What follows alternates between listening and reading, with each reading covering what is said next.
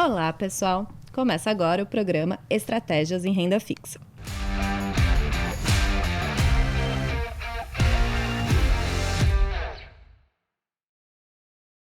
Eu sou Marcele Gutierrez e aqui comigo, a nossa mesa aí de todos os meses, Álvaro Frasson, que é estrategista macro aqui do BTG. E aí, Marcele, tudo bem? Obrigado pelo convite mais uma vez. Vamos lá. E Frederico Cury, que é analista de renda fixa e crédito privado aqui do BTG. Bom dia, Marcele, tudo bem? Bom dia, vamos lá? Sim. Então vamos entender, né? A gente até estava falando antes, o timing foi bom para a gente gravar esse programa, né? Já teve decisão do Copom, teve a ata do Copom com os detalhes. Então, Álvaro, eu queria entender aí com você, né? Para relembrar. O Copom, ele anunciou o corte da Selic para 10,50% ao ano, um corte menor do que na reunião anterior, e houve ali aquela divergência entre os membros. E aí, na terça-feira, agora, dia 14, veio a ata do Copom com mais detalhes. O que você viu ali, que pode destacar? Então, assim, do nosso último podcast para cá, muita coisa aconteceu, né? Um cenário bem volátil. E aí, de novo, assim, o Copom, ele trouxe uma decisão que foi divergente do que o último Copom trouxe como forward guidance, que era um corte de 50 para maio. Mas no meio do caminho tiveram eventos, basicamente um estresse do cenário externo e piores indicadores do lado doméstico, que fizeram o presidente do Banco Central, o Roberto Campos Neto, num evento do FMI, fazer um discurso, digamos assim, mais duro em relação à trajetória da inflação e abrindo quatro cenários para a possível trajetória da política monetária neste ambiente de elevada incerteza. A consequência disso foi uma leitura do mercado de que quando você dá quatro cenários, você não tem como dar guidance. Então, o mercado interpretou que o Roberto Campos se desamarrou do forward guidance entre uma reunião e outra. Se ele se desamarrou, não foi para continuar a dar 50 em maio. Dito isso, o mercado ficou com a grande impressão de que o Banco Central iria cortar 25. Quais eram as dúvidas? No meio do caminho, depois de que o Roberto falou esses quatro cenários lá no FMI, tiveram dois eventos importantes, bons no cenário externo, e o IPCA 15 de abril também não foi ruim, foi qualitativamente bom. E aí o mercado voltou, puxa, será que dá para cortar 50? Será que tem argumentos, né? Quando o Roberto Campos deu aquele discurso no FMI, o câmbio chegou a bater quase 5,30. Depois ele voltou para 5,10. Assim, tinham argumentos técnicos para acreditar que o Banco Central poderia ainda cortar 50. Mas o fato é que o Banco Central se desamarrou, o Roberto desamarrou o forward guidance no meio do caminho. E aí tinha, então, duas perguntas. Se vai ser 25 ou 50? E se vier 25, como é que vem a votação? Né? Porque a gente sabe que tem diretores com cabeças diferentes para a condução da política monetária. E aí o mercado ficou pensando o seguinte, bom, se vier 25, pode ser um 6-3 ou um 5-4. Por que 6-3? Porque o Gabriel Galípolo, pode ser o diretor divergente e ele poderia ter uma influência em relação a outros dois diretores, o Ailton de Aquino e o Rodrigo Teixeira. Né? E esses três diretores são diretores que foram indicados pelo atual governo para o Banco Central. Então o mercado tinha a intenção, olha, deve ser um 25 com 6-3. Ninguém acreditava num 25 unânime. A dúvida principal do mercado era o seguinte, será que o quarto diretor indicado por esse governo, o Paulo Piketty, que é diretor de assuntos internacionais, professor da Fundação Getúlio Vargas, será que ele vai votar 25 ou 50? E o mercado ficou nessa dúvida. Quando veio a decisão, o Paulo Piketty votou por 50. E aí ficou 5-4 no placar. E aí o mercado interpretou essa decisão como uma decisão de perda de credibilidade de um potencial Banco Central que pode acontecer no próximo ano. Né? Porque os quatro diretores votaram por um corte de 50 e o Paulo Piketty, que seria talvez ali o diretor com mais experiência em política monetária, dado que ele é um professor com larga experiência e de alta credibilidade, ele poderia dar 25, votou 50. Então, assim, poxa, será que esses diretores eles já não estão dando uma sinalização do que pode ser o próximo Banco Central?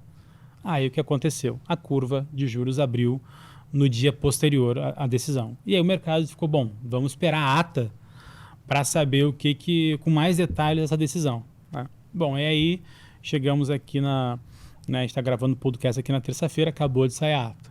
O que a ata disse dentre um monte de coisa? No parágrafo 18 da ata, é o parágrafo que a ata usou para explicar a divergência ou os motivos que levaram os diretores a votar 50. O principal motivo entre eles foi o seguinte: olha, a gente ficou na dúvida se o cenário ele mudou tanto assim para não cortar 50, e qual é o custo da credibilidade do Banco Central em se desamarrar de um guidance no meio do caminho, né? Ou, melhor dizendo, não ter cumprido o guidance que você falou lá em março. O pessoal que votou 25, e os motivos deles estão no parágrafo 17, no parágrafo anterior, eles falaram o seguinte: olha, não tem esse custo porque o nosso forward guidance, ele sempre foi um forward guidance condicional. Olha, eu vou cortar 50 se mantiver o atual cenário prospectivo, cenário internacional doméstico que eu estou vendo. Então, para o grupo mais ROC, não teria custo porque esse forward guidance era condicionante. Como o cenário deteriorou, então poderia cortar menos, ou poderia se alterar no meio do caminho.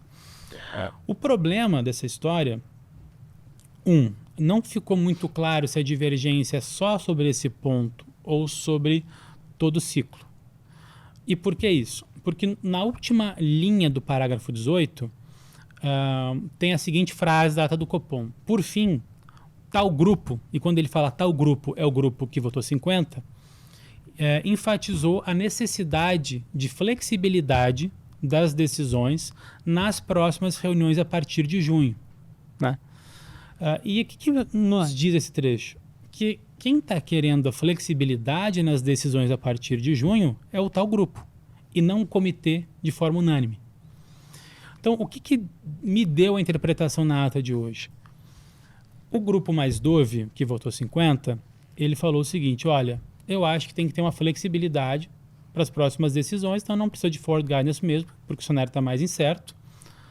Mas quando você está querendo mais flexibilidade, é porque você está querendo olhar mais dados, né? Aquela história do data dependency. Então você olha o mercado de trabalho, você olha os dados de inflação, você olha os dados de atividade econômica, você olha o câmbio, você olha como é que vai se comportar os dados do cenário externo, que tem um impacto indireto nos nossos dados aqui dentro. Para o grupo mais ROC, eles não comentam de flexibilidade. E tanto no comunicado quanto na ata, eles dizem o seguinte: olha, temos um firme compromisso com especial ênfase de convergência da expectativa de inflação à meta. Não é em torno das metas ou as metas, é a meta. Então, o que me pareceu? O grupo mais Dove está querendo flexibilidade para olhar uma série de dados.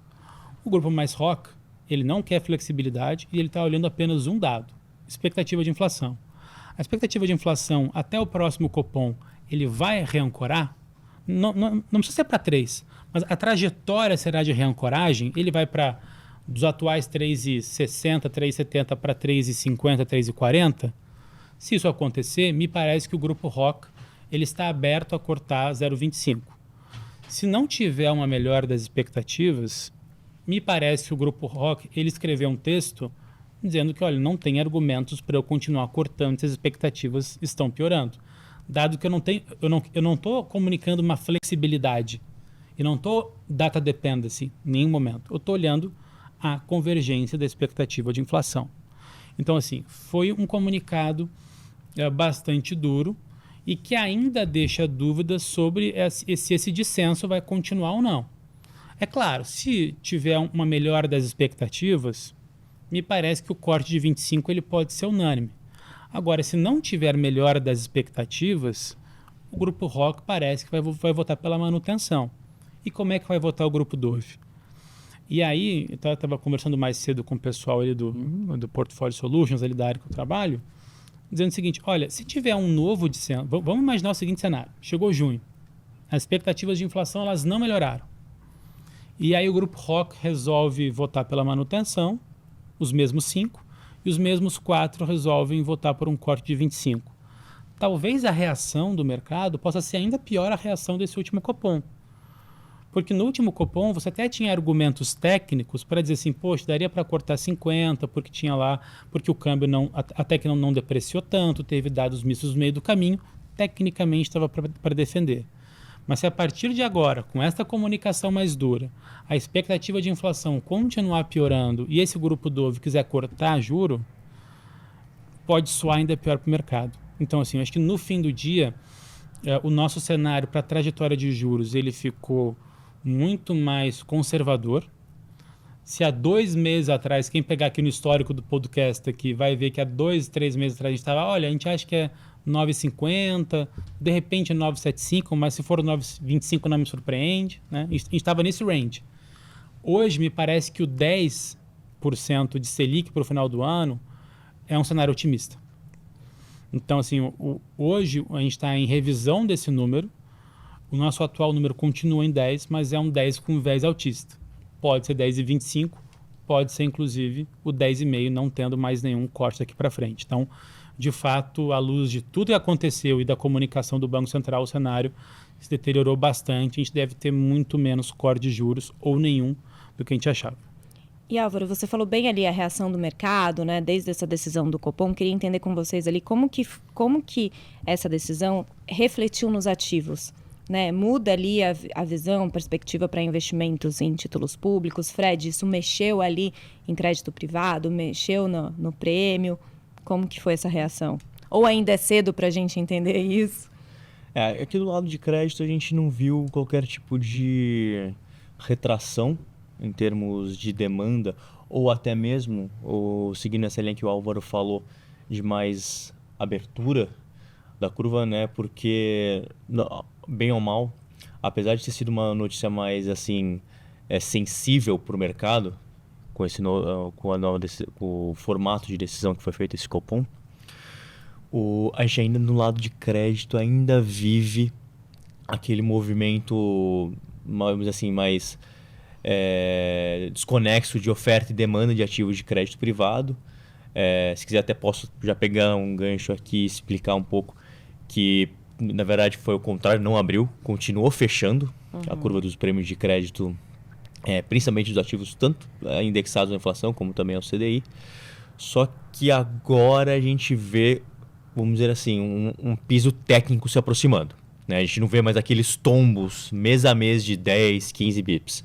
Né? Então a gente viu um fechamento de coisa de 50, 60 bips desde o início do ano, e agora parece que esse fechamento está ficando muito mais tranquilo, né? Não está tendo mais fechamentos mais abruptos. E o motivo disso a gente entende que não é um fator mais estrutural macro, né? Como o Álvaro pontuou, e sim porque o mercado está se equalizando em termos de oferta e demanda. Então, antes era aquilo que a gente viu, inclusive, nos outros podcasts, né? Era uma demanda latente, né? Com uma oferta que claramente não estava acompanhando essa demanda. Agora, os fundos de renda fixa, que eram até então os principais alocadores de crédito privado e os responsáveis, principalmente por conta desses fechamentos, reduziram o pace agora de alocação. Consequentemente, essa demanda também reduziu e as ofertas começando a se equalizar com a demanda. Então, obviamente que não estão iguais, de forma que a gente ainda vê um fechamento dos spreads, mas de forma mais sensível, de forma que a gente não vê fechamentos muito maiores até, vamos dizer, o fechamento desse primeiro semestre.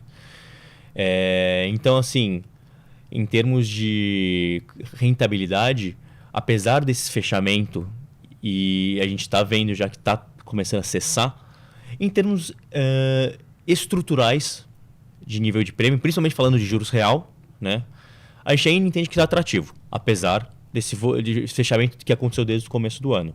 Então, imaginando que a gente está se aproximando desse piso técnico e, consequentemente, fixando esse nível de juros real atual, que pode deixar uma coisa mais tangível, né? Em torno aí de IPCA mais 6%, por exemplo, se considerar ainda inclusive a isenção de imposto de renda para pessoa física, comparando os juros reais históricos do Brasil, está bastante atrativo, está bastante interessante, e a gente ainda está bastante convicto na tese de alocação de crédito privado nesse momento, né? Aí, só talvez uma questão de opção por mais high grades ou high yield, Os emissores mais high grade, que são aqueles créditos mais triviais, esses apanharam um pouco mais, né? A gente vê spreads de crédito até talvez negativos dentro desses emissores, aí acaba perdendo naturalmente a atratividade, mas nos emissores mais high yield, que são de empresas mais sensíveis, créditos mais complexos, a gente ainda vê atratividade, justamente porque os níveis de prêmios não foram tão afetados, visto que não era um foco de demanda, seja de investidor pessoa física, mas principalmente também dos fundos de investimento em crédito privado.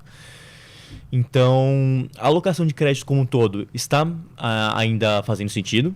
Nós estamos comprados na tese, um pouco mais direcionado para ativos mais high yield, que é onde nós enxergamos onde tem mais prêmio, e entendemos que esse fechamento deve começar já a estabilizar, pelo menos até o final desse primeiro semestre de 2024, uma vez que os próprios fundos de investimentos parece que já terminaram aquele movimento frenético de compra de ativos de crédito privado. A gente, inclusive, já está vendo até algumas emissões primárias novas saindo com um pouquinho de deságio para estimular os investidores pessoa física a alocarem. Então, a gente já vê, parece um mercado normalizando, se equalizando em termos de oferta e de demanda. Eu vou te perguntar daqui a pouco, Fred, né, quais são esses ativos, né, a carteira Top Picks certinho, mas eu queria, assim, que você já desse, quando você fala assim, né, os ativos de crédito privado ainda estão atrativos. Quais, por exemplo, né, quais ativos que a gente pode falar? Mais debentures, por meio de fundos, o que você vê? Perfeito. No geral, assim, a gente permanece agarrado naqueles ativos que possuem o benefício tributário da isenção de imposto de renda. Então, CRIs, CRAs e debêntures incentivadas são aqueles ativos que nós temos maior preferência. Vale mencionar que, depois desse movimento, surgiram movimentos de arbitragem dentro do mercado que proporcionou ativos não isentos, por exemplo, debêntures simples, que, se você efetuar o desconto do imposto de renda, às vezes estava até pagando mais do que esse mesmo ativo, desse mesmo emissor, portanto, o mesmo risco de crédito isento de imposto de renda, visto que os ativos isentos de imposto de renda eram o alvo tanto de pessoa física como fundos, como mencionei anteriormente. Mas, a grosso modo, até para simplificar, o foco continua sendo justamente CRIs, CRAs e debêntures incentivadas, que tanto atrelados à inflação, como o CDI+, e até um espaçozinho ali para investimentos pré-fixados. A gente enxerga que ainda tem espaço, talvez posições não muito longas, né? Um pré-fixado mais curto, médio prazo, durations ali próximas de 3, estourando 5 anos, e olha lá, ainda estão fazendo sentido. E aí, em PCA, a gente gosta de estar focando um pouco mais na parte média e longa da curva, CDI, obviamente, na parte um pouco mais curta. Legal. Álvaro, a gente falou, acho que alguns programas a gente estava falando das oportunidades em pré-fixado, né? Continua esse cenário? Continua. Assim, a gente fez no Asset Strategy uma alteração ali dos vieses para renda fixa, né? Assim, o primeiro ponto é que a gente já vinha, na verdade, trabalhando com um viés mais negativo para o overweight em pré-fixado, que a gente vem trabalhando com ele desde junho do ano passado e vem tendo um retorno positivo. Agora, dado que a gente está tendo um ambiente de menor queda do que a gente imaginava e de incerteza em relação à condição da política monetária, somado a uma incerteza fiscal também que aconteceu nos últimos 40 dias, me parece mais importante encurtar a duration da pré-fixado, como o Fred falou, né? Então, assim, dentro de títulos públicos, eu gosto mais do vértice janeiro 26, que é bem curtinho. Sim. Mas ele é bem curtinho e ele é interessante, tem um prêmio pelo seguinte ponto. Quando a gente olha para a curva DI hoje, a gente vê uma precificação de um ciclo de alta de juros 2025. Então, qual que é o exercício que a gente tenta se fazer e se perguntar? Digamos que o cenário base, e ele de todo mundo, seja um ciclo de corte de juros nos Estados Unidos, né? Será que num ambiente onde o Fed corta juros e há um novo banqueiro central, num primeiro ano indicado pelo novo governo, será que ele vai subir juros? Eu fico com muitas dúvidas em relação a isso. Então, o que eu acredito que acontece hoje com a curva é uma precificação para dizer o seguinte: olha, independente de quem seja o Banco Central, você vai ter que subir juros para conseguir controlar a expectativa de inflação. Pode ser, mas uma coisa é a precificação, outra coisa é a execução do Banco Central. E eu acho que o Banco Central ele vai cortar mais os juros do que o mercado está precificando. Não acho que vai ter um ciclo de alta, acho que vai ter, no mínimo, um ciclo de manutenção e talvez cortes ao longo do próximo ano. Dito isso, quando você fica aplicado no janeiro 26, você está apostando nessa divergência da precificação da política monetária na curva do que efetivamente o Banco Central fará no ano que vem. Então, acho esse um vértice interessante. A partir daí, você está ficando exposto a mais temas. Então, por exemplo, no janeiro 27, você está exposto, além da pauta de política monetária, também a uma pauta de eleição de outubro 26. Eu prefiro ficar fora desse debate por enquanto, em título público. Na crédito privado antes, é outra coisa, então pega antes. Dali para frente, você está exposto a mais, além de política monetária, além de eleição, a uma política fiscal e estrutural. Assim, quando você vai alongando o empréstimo, você vai se expondo a temas que talvez seja mais difícil capturar nesse momento. Então, eu prefiro ficar fora. Em relação à inflação, como o Fred falou, a gente gosta de uma duration mais longa. Então, a gente trabalha hoje com 7 anos e meio de duration.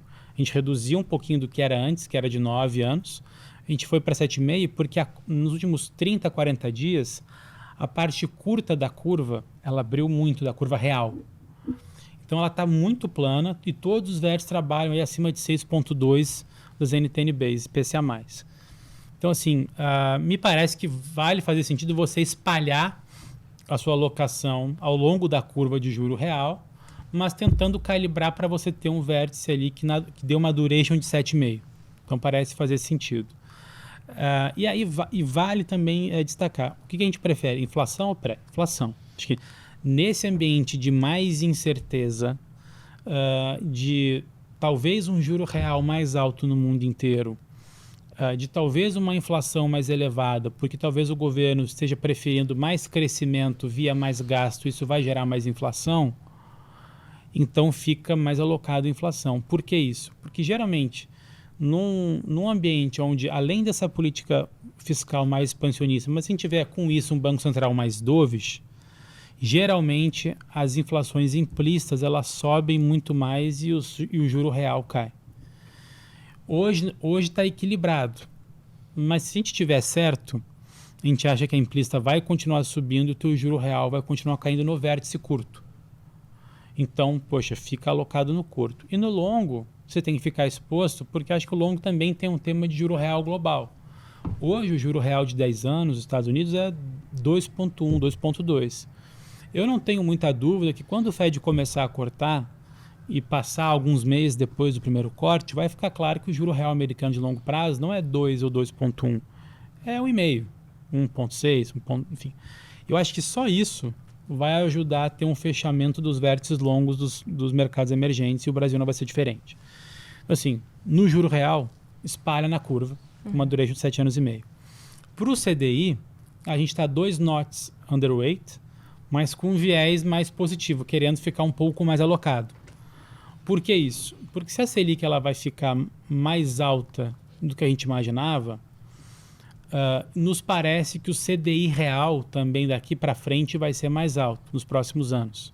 Quando a gente faz um gráfico de como é que foi o comportamento do CDI real de 2007 até 2026, pegando 24, 25, 26 as estimativas de hoje, do que é o CDI na curva, o que é o focus na inflação e um menos o outro, a média de CDI real dos próximos 3 anos é em torno de 6%. Dá o IPCA+, sem vol. Né? Então, assim, acho que vale a pena a gente começar a olhar com mais atenção em pós-fixado. Assim, o ambiente, em geral, ele é bastante incerto. Então, o que a gente fez nas carteiras foi tentar reduzir um pouco da volatilidade. Acho que esse é o principal ponto. Por isso, o encurtamento das durations, por isso, um pouquinho mais em pós-fixado. O que a gente ainda não fez, mas a gente pode fazer, mas que vai demandar mais dados e mais informações, é entender se há uma mudança estrutural nas carteiras. Tudo que a gente falou aqui é movimento tático. Olha, fica um pouquinho, encurta um pouquinho mais duration, fica um pouco mais em pós. Isso é tático. Agora, se a gente tiver mais clareza que o juro real no mundo realmente é muito mais alto por mais tempo, que a inflação no Brasil vai ser mais elevada por mais tempo, talvez isso implique em mudanças estruturais, que pode acontecer e que a gente já comunicou isso no nosso strategy. Olha, a gente está debatendo sobre esse tema, mas por enquanto a gente não chega numa conclusão, vamos fazer movimentos mais táticos para reduzir a volatilidade na carteira de renda fixa. Legal. E, Fred, queria, antes da gente partir ali para as top picks, teve um evento corporativo no fim de abril, né? A gente viu ali a recuperação extrajudicial da Casas Sim. Bahia. Isso afetou alguma coisa no mercado de crédito? Como a gente viu em outros eventos, né? Caso Americanas, Light. Como que foi esse da Casas Bahia? Acho que é um ponto muito interessante, doutor Marcelo, porque se a gente usar o passado como referência, entendi que poderia acontecer um movimento de mesma magnitude. E a gente vê o que a gente viu no começo de 2023, que foi aquela abertura dos spreads, né, que deixou totalmente o mercado bagunçado em termos de precificação. E agora, se você olhar, após essa notícia e o próprio processo de recuperação extrajudicial da Casas Bahia, a gente viu que não mudou praticamente nada. Ou seja, os spreads continuaram fechando, não teve qualquer tipo de sinal de abertura, sinal de abertura. E a gente entende que dois fatores são atrelados a essa, vamos dizer assim, manutenção da normalidade. O primeiro ponto foi que tem essa questão da oferta e demanda, né, que estão batalhando ali diariamente, de forma que não haveria, vamos dizer assim, margem ou espaço para os spreads abrirem, uma vez que não haveria um fluxo vendedor tão grande. Pelo contrário, atualmente o fluxo permanece mais comprador de crédito privado corporativo, então não foi suficiente para gerar aquele, vamos dizer assim, efeito em manada dos investidores e fundos de se desfazerem dos ativos, de resgate dos fundos de crédito privado principalmente, e dos próprios investidores se desfazendo das suas posições para reduzir ou eliminar o risco de crédito das carteiras. De novo, muito pelo contrário, o mercado continua mais comprador de crédito, então isso segurou os níveis dos spreads, para não dizer até que continuaram fechando. E o segundo ponto é que, diferentemente de Light e Americanas, que foi uma coisa, acho que quase da noite para o dia, né? Tudo bem que Light vinha carregando esse imbróglio fazia um tempo, o Casas Bahia já vinha patinando já faz alguns trimestres, né? Então, quando veio... Não foi uma grande surpresa. Não foi uma grande surpresa. Quando veio o pedido oficial, ninguém ficou muito surpreso. Falou, bom, alguns até falaram, pô, sobreviveu mais até do que imaginávamos. E além dessa expectativa que isso poderia já acontecer em algum momento, o formato não foi via RJ, e sim via RE, né? A recuperação extrajudicial, que é diferentemente da recuperação judicial tradicional, ela é muito menos custosa, um processo muito menos moroso, muito mais veloz, muito mais, assim, menos complexa, menos burocrática, e geralmente até acontece de forma mais rápida, muito mais célere. E no caso, especificamente desse plano criado pelas Casas Bahia, ele já nasce aprovado por conta justamente do quórum maior que ele tem, principalmente foi formado por instituições financeiras que, justamente por ser uma RE, já havia negociado em paralelo com a companhia para aprovar esse plano. Então, todo aquele imbróglio que tem de discussão de traz proposta na mesa, reprova, cria nova proposta, será que vai ser aprovado ou não? A Casas Bahia já eliminou. Ela é um plano que já nasce aprovado. Ele já nasce já com todo o direcionamento, com uma nova estrutura de pagamento de dívida, que inclusive melhorou muito o perfil da dívida da empresa, né? Ela ficou com muito mais folga de fluxo de caixa até 2027. Se eu não me engano, ela teria pagamentos na ordem de coisa de quase 5 bilhões e vai agora só reduzir para cerca de 500 milhões reais. Então ela vai ter uma sobra de caixa para poder utilizar em outros investimentos, na melhora da eficiência operacional das suas lojas atuais, o que deve refletir, espera-se, né? Que ela consiga converter isso em uma maior geração de caixa lá na frente, e aí pagamento dessa dívida que ela empurrou toda para frente. Conseguiu reduzir o custo da dívida também. Então, o cenário, por hora, ficou muito mais sustentável para a empresa, ficou melhor, né? Agora resta a empresa fazer o dever de casa e conseguir executar isso da melhor forma. Mas o ponto é que o plano já nasceu pronto, já nasceu aprovado, não teve discussão. Né? Então, basicamente, o plano ela falou, gente, o plano é esse, não tem discussão, isso vai ser executado, agora é só esperar os cronogramas normais, esses totalmente padronizados dentro do modelo do processo de recuperação extrajudicial, e deixar agora eu fazer minha parte, eu trabalhar aqui para, de novo, fazer bom uso dessa minha sobra de caixa, que deve começar a melhorar a partir de agora, que ela vai ter esse empurrão de dívidas e inclusive pagamentos de juros pela frente.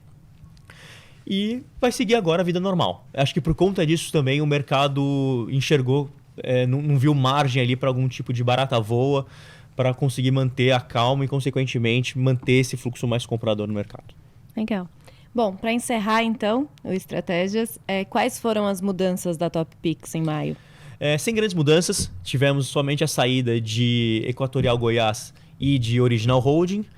Lembrando que aqui essas duas saídas foram somente por uma questão de fechamento dos spreads de crédito, obviamente por conta da elevada demanda que ambos os papéis tiveram, então não foi qualquer tipo de problema de crédito.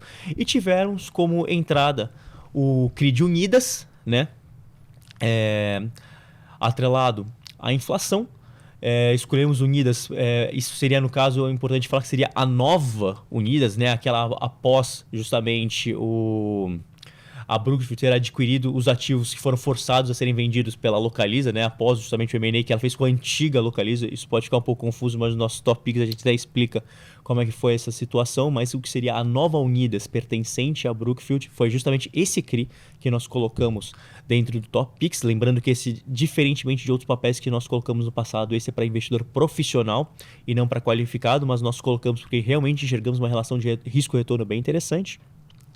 E vai lembrar que, além desse papel contar confiança da holding Unidas, vamos lembrar que ela é uma das empresas líderes ali dentro do setor, junto com a nova Localiza, com a outra parte da Unidas e também a Movida. É uma empresa que tem uma diversificação geográfica muito forte, tem um modelo com bastante escalabilidade e economia de custos justamente por conta desse formato de aquisição agressiva de expansão da sua frota de veículos, e tem uma posição de caixa confortável para pagamento das dívidas, se não me engano, até inclusive até 2025. Por esses fatores a gente gosta do papel e colocou ele no Top Pix.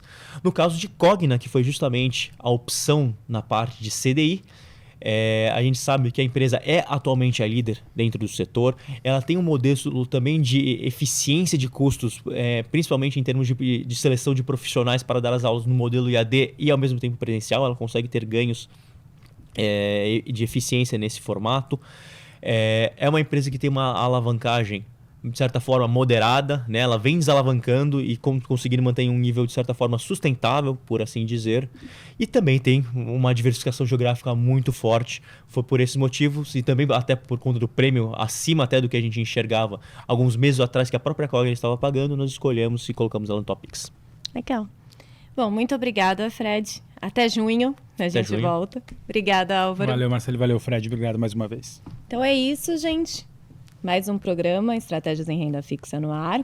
Como já falei, mês que vem a gente está de volta aí para dar todo o cenário de renda fixa, de crédito privado, macro. Como o Álvaro falou aí, vai ser importante para a gente entender o que muda até lá. Então siga ali o canal do BTG Pactual no YouTube, do Estratégias em Renda Fixa no Spotify. Até a próxima.